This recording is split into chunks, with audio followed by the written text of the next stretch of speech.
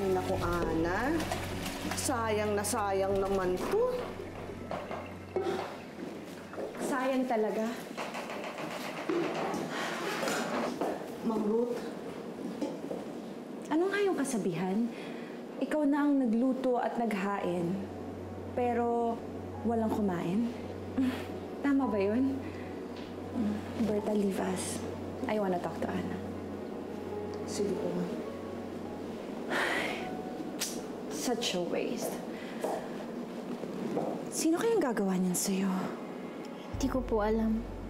Well, ang sabi ni Nina, si Karen daw. Ang sabi naman ni Karen, si Nina daw. Alam mo, may nagsabi pa nga na ikaw daw ang may gawa nun eh. Para mag-away-away sila. Totoo ba yun? Hindi ko po magagawa yun. I know. I know, Ana. Dahil hindi mo sila katulad. Ikaw mabait ka, pero sila, mga butangera. And they scheme. Gagawin nila ang lahat para makalamang sila. Mga kaibigan ko po sila.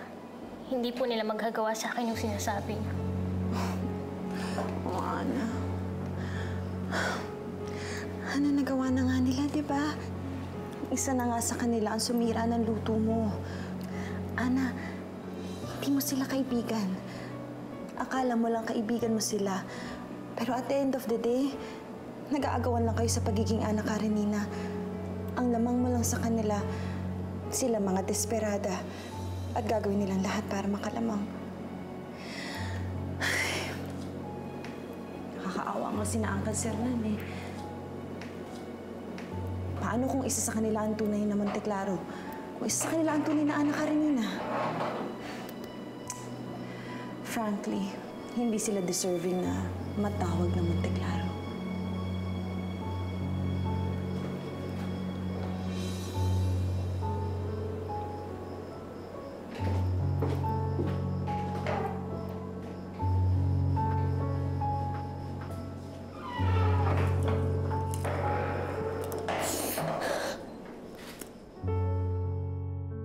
Mom, why are you talking to that daing girl?